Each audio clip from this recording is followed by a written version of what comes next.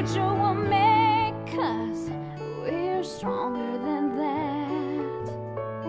Trouble comes screaming, we always holler back. Don't let it get us down or throw us off track.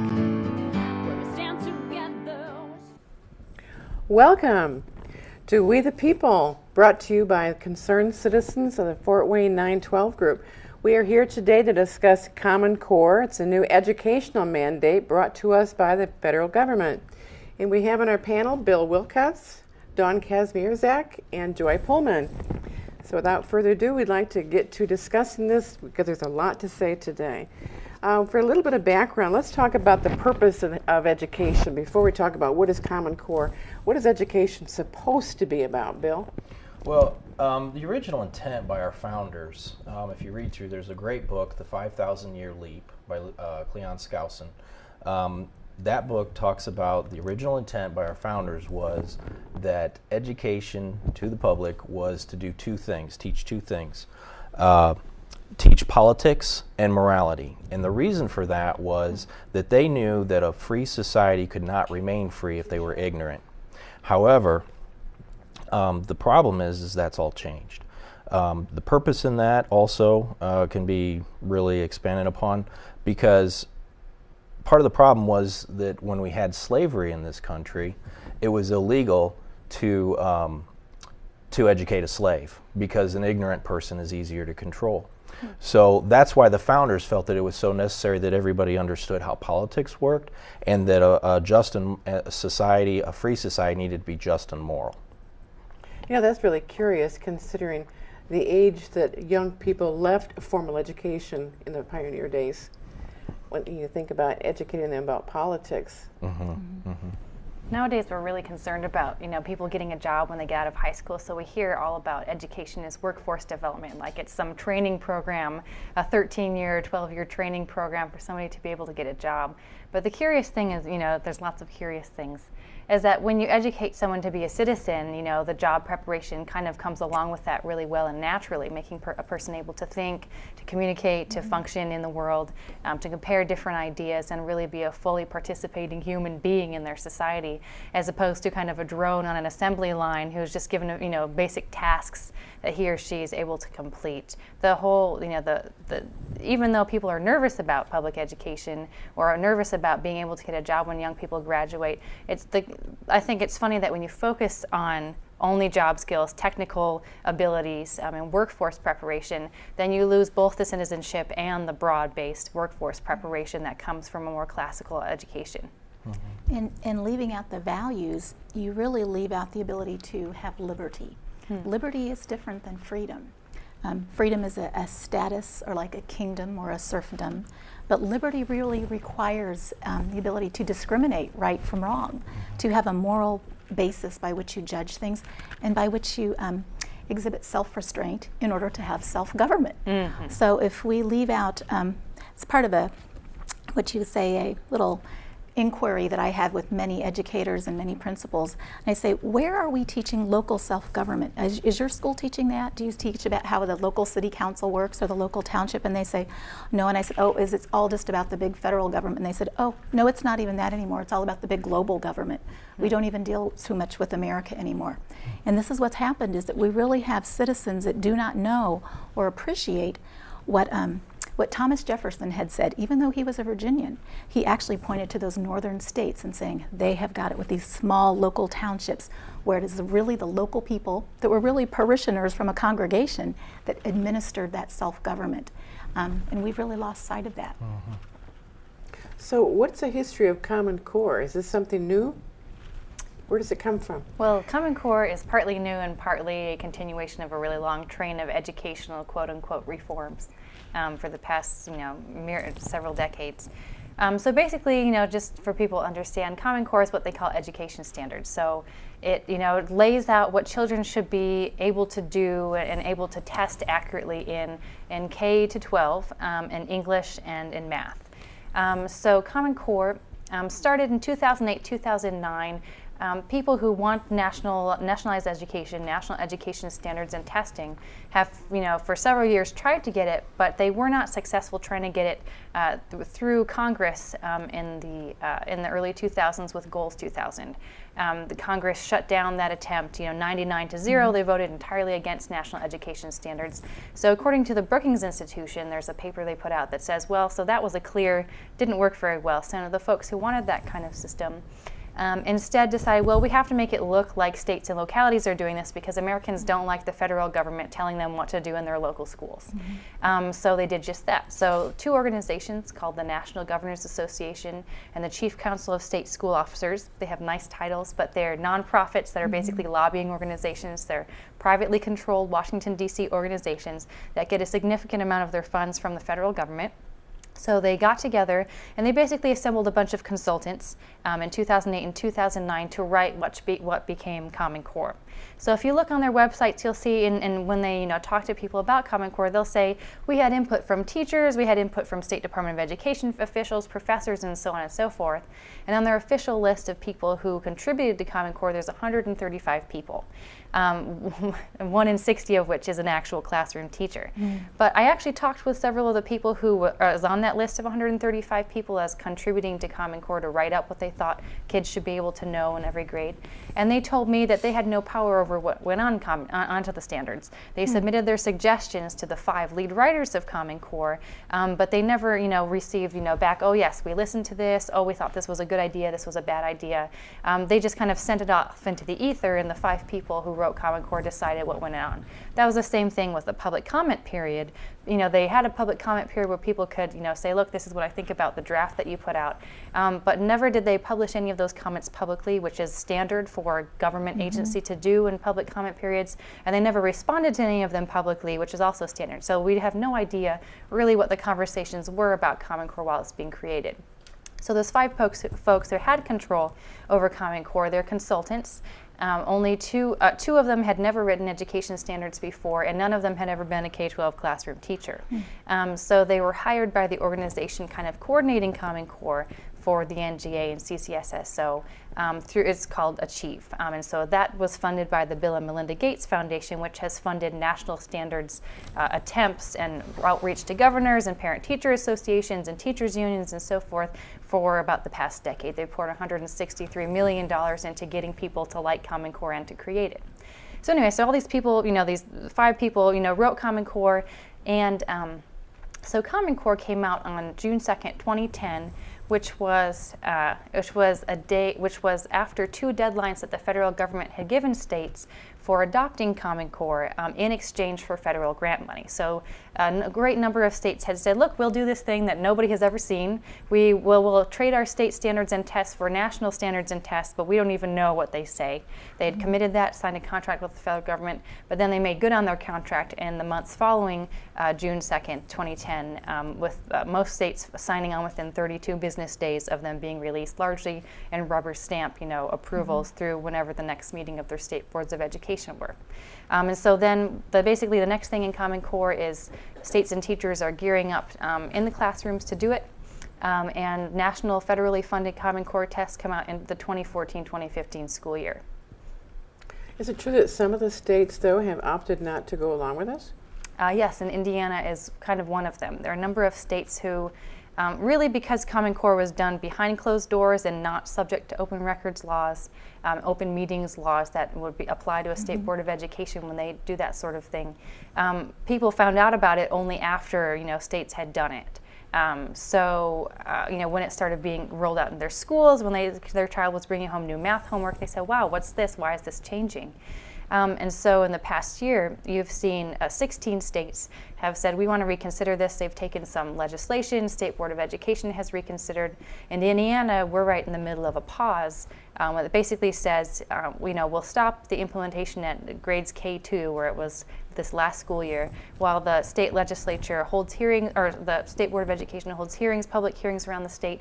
The state legislature does a cost analysis on completely reorienting our education system, and then the State Board of Education will reconvene and redecide about whether to continue on the path we're on. But aren't some schools doing more than kindergarten and second grade? So can you speak to that a little bit? So actually, Well, the law, right now the law is that Common Core, should be restrained to K-2, grades kindergarten, first and second grade. But a number of schools in Indiana are, that I've heard from, friends around the state, is that they're just continuing with Common Core. They expect the State Board of Education to again say, yes, we're going to do this, and they're rolling it out into the upper grades despite the law. Is there anybody along the way from the conception of it to implementing it in Indiana who is a child developmental specialist who's looked at how this might affect children?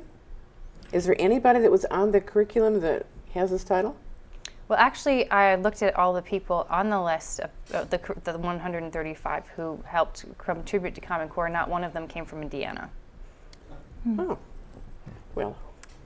and what about these assessment tests? What about are there more tests now, and what schools have to do those? What schools are having to do? Voucher schools have to do those as well to get their accreditation? And Yes, in Indiana, private schools that want to be accredited and voucher schools that want to accept students using a voucher have to use state tests, which in 2014, 2015 are slated to be those Common Core national tests. So how exactly is the process of education with Common Core? Any different from what you and I grew up with? Yeah, actually it is. If you want to get into some specifics, we can take a look at a couple of slides that I have of some math problems just to give you a real concrete example.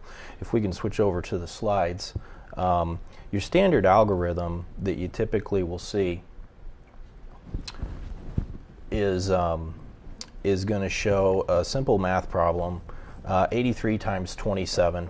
The way we see it done is that we multiply 7 times 3 and we get 21, carry the 2. 7 times 8, 56, add the 2 and you get 58. Next we bring down our 0.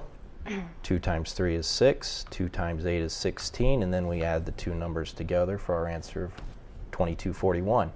Now, Common Core, what they want to do is, or what the standards call for, are multiple methods of solving the same problem, getting the same answer.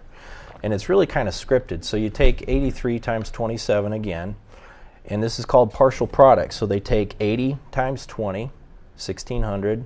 80 times 7 is 560. 3 times 20 is 60. 3 times 7 is 21. Then we add them together and we still get 2241. Now the thing I'd like to point out or ask you is, how did you get 80 times 20? new math. 80 times 20. No, use a standard algorithm again. Look, 0 times 0 times 0 times 8, 1600. Add it together, you get 1600. Because I'm sorry, but as a third grader, I'm not going to sit here and go, oh, 80 times 20 is 1600. I need to go back and use the standard algorithm that we've all learned over the years. If you've learned it at all. If you've learned it at all, but otherwise I'm going to be raising my hand because I'm not going to be using a calculator either. You know, the point of learning mathematics and basic fundamental math is that you can do these things on your own. And then, you know, obviously you use a calculator later on. Now, if we can go back to the slide again, this next method is really strange. This one's going to make your head explode, okay? And I started to work through this and try to figure out how it worked.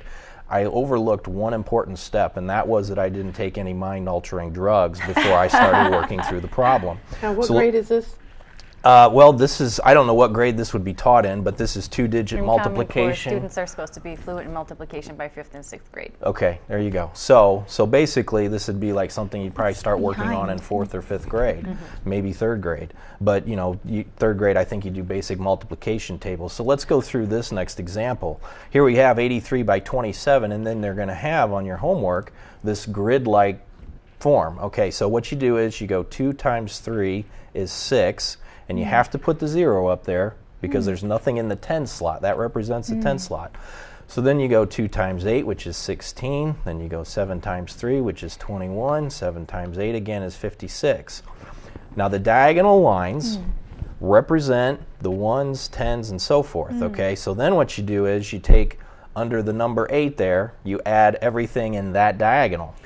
So you get Oh the my 1 goodness. out there on the side.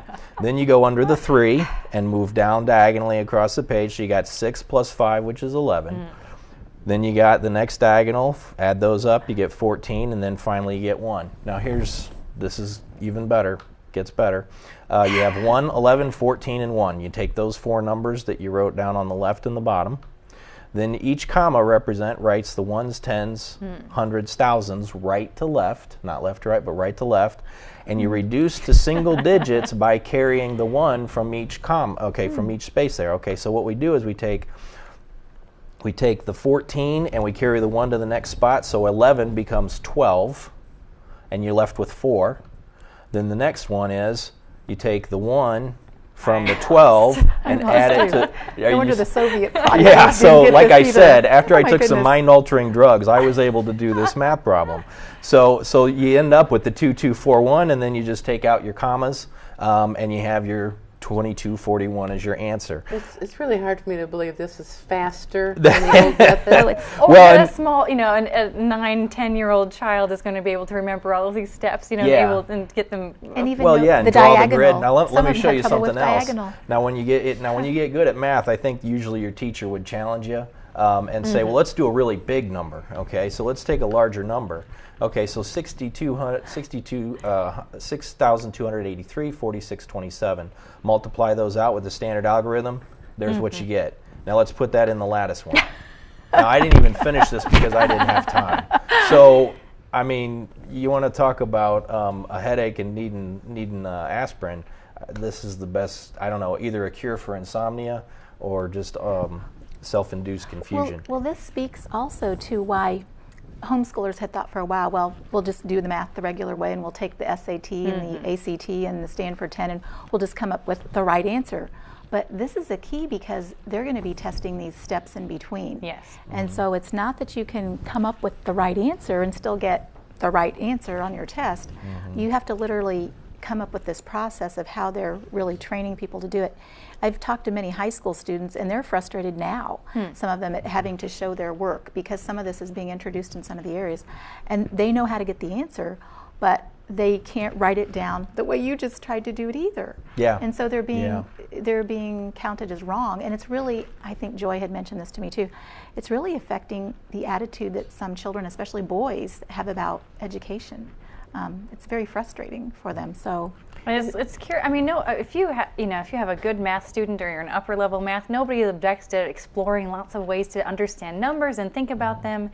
But throwing really difficult conceptual problems at a young person who is trying to just master the basics so they can get to the concepts really ensures that they'll never get up to the higher level of math and keeps them floundering because it's developmentally inappropriate to teach a small child concepts and higher level mathematical reasoning until they actually know how to do the basic steps of math. and you can see what it's going to do for their impression of who they are as their capabilities. I must be stupid because I don't get how to do this.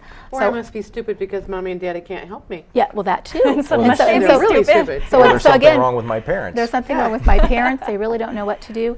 And there must be something wrong with me because I'm just not good at this, so I don't think I'm going to like math. I think I'm just going to check out on math altogether and I'll do something else. And it's funny that independent reviews of Indiana's standards before Common Core found that their math standards were fewer, clearer, and higher than Common Core. So, they made more sense to teachers and students. They, were not so many that teachers couldn't teach them all in a single year, which is a common complaint about state standards. So they were actually really better math standards that Indiana had, some of the best in the country. And then Common Core came along, and Indiana's teachers and Indiana's students now have to adjust to a poorer, method of learning mathematics. Which is really bad.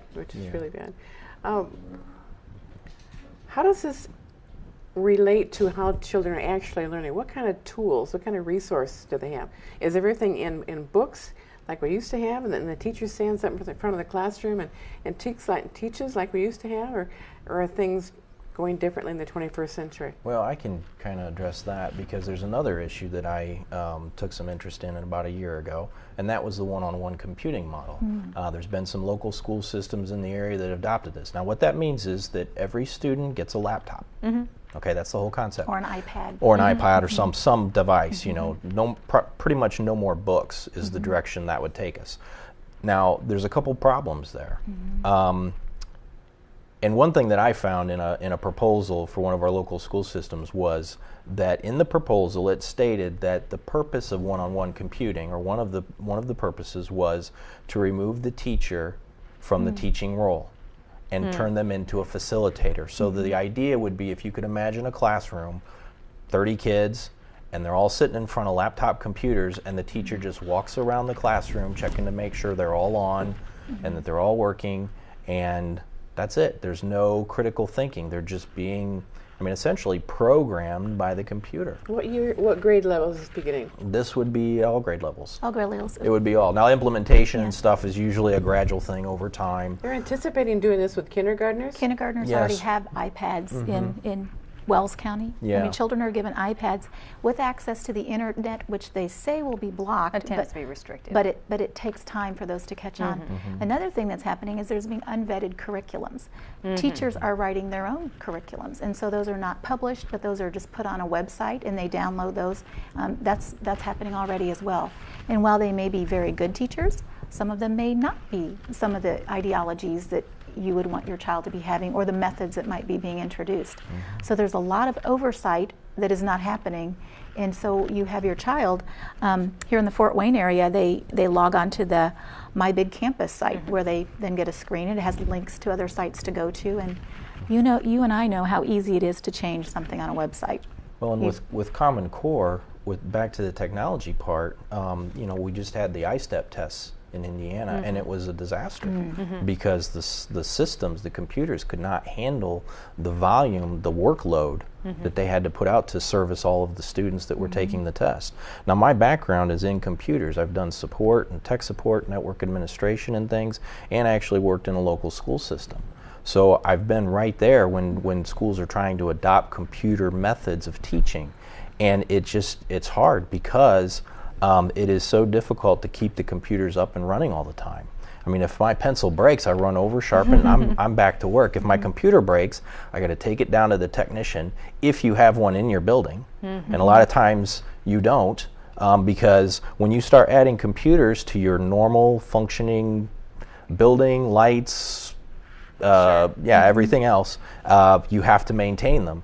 And plus, the other thing that people don't consider in education usually is the continued changes and upgrades. As software changes, you have to buy new hardware. As you buy a new operating system, Windows or the Macintosh OS or whatever, you sometimes have to upgrade the software programs that you've been using for 8 to 10 years. And who tends to benefit from those upgrades?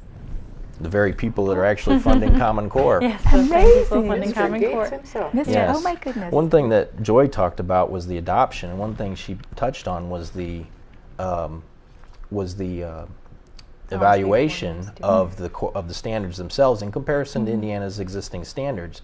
The Fordham Institute rate standards. That's just one of the things they do. Now, they do receive funding from the Bill and Melinda Gates Foundation, and the report that the Fordham Institute put out, when Indiana State Board of Education voted to adopt Common Core, that report was never presented to the board. Who showed up for that meeting? There were a number of folks involved. I thought they said that only one of the Indiana Board of Education members was actually there at the meeting when they I'm made not that sure. decision. I would actually have to That look. doesn't sound correct I according don't to the think so. meeting minutes that I've read. Okay. Yeah. I don't remember the think exact someone number. had mentioned that. Yeah. But do I understand correctly that as this program gets fully implemented, you'll have textbooks being phased out and normal classroom procedures are being phased out in favor of the children being almost totally on the computer? Is this accurate? That's not required in the Common Core standards, but that's kind of a trend that's happening in conjunction with Common Core. And Common Core actually makes that a lot easier because you can pull and grab things from other states now. So you can it's kind of copy and paste education. Oh, look, this teacher is doing this. So that could either be a really great synergy, or that could be really great, wow, again, cut and paste education. We'll just let somebody else provide the content and I'll be the facilitator. One thing I wanted to mention as Bill was talking is that the teacher as the facilitator idea has been, the progressive idea of education. It's been in American schools for a long time. And that's just something, again, that, technology continues to remove the teacher from the classroom. Bill, did you have another example of the curriculum you want to show us? Yeah, in I language did. arts? This kind of goes into the, we were talking a little bit about, I made the comment that maybe there's something wrong with my parents. Now, this is really interesting because if we take a look at this next slide, we see an example, and apparently there are multiple examples of this throughout the standards and some of the curriculums that are being developed to meet those standards. Basically, what this is doing is, it seems kind of strange and kind of hokey pokey, but it's there, and everybody can judge for themselves what this says to a parent. Are you invoking emotion against parents? So if we take a look at this slide, here's a simple fill-in-the-blank sentence example. My mother blank me to clean my room. Okay, now your choices are, the student's choices are asks or nags. The correct answer, can anybody guess? From Common Core. Nags. Common Core Yeah. is nags. Now, if that's not teaching me that my mom is in the wrong, I don't know what else is. Kind of disrespectful. And it goes Extremely. along with talking about the teacher being the facilitator and having the student just basically hook into something else to learn, which that's a different trend than really what elementary education was designed to be, since most elementary children don't quite have the skills to know the criteria, what is right and what is wrong. So now we're removing the person who's supposed to be their mediator, their advocate, helping mentor. them, their mentor, and we're just putting them right through the car wash with no car and no umbrella. We're just going to let all the stimulus come upon you and just see what happens. We have so much to cover. I'm so Yes. glad we have another chance to get together and finish what we haven't been able to get finished today. So stay tuned, audience. Next week you'll see us again. We the People will be presenting part 2 of Common Core. If you have a chance to come to one of the places in Fort Wayne in the near future that is discussing Common Core, you'll find some really good guest speakers. Bill, can you tell us what's coming up in July? Yeah, what we've been doing is putting together and scheduling some facilities around town where we're going to be presenting this information, probably in more detail. We'll have more time, so we'll get more in depth on it. On July 13th and July 24th, there will be 2 presentations. They'll both be on Common Core. On the 13th, it'll be at the DuPont Library branch, and on the 24th, it'll be at the Aboit branch. If you go to the website, fortwayne912.com, we'll put up an entire schedule over the next 3 months of Common Core presentations, and we're also going to be doing some movie nights of some fantastic films and documentaries that really get into some of the foundational principles of our country, what's been going on, how it's been happening. So I definitely would encourage people to go to the website, fortwayne912.com, and take a look at that schedule and see Good. if you can make it. Thank you. And Dawn, I think, real quick, tell Real me quick. about the August August 3. 3rd, 10 a.m. to 12 noon, we're going to have Joy Pullman with the Heartland Institute as well as Senator Cruz, and that will be at First Assembly of God in Fort Wayne, and that's on 1400 West Washington Center.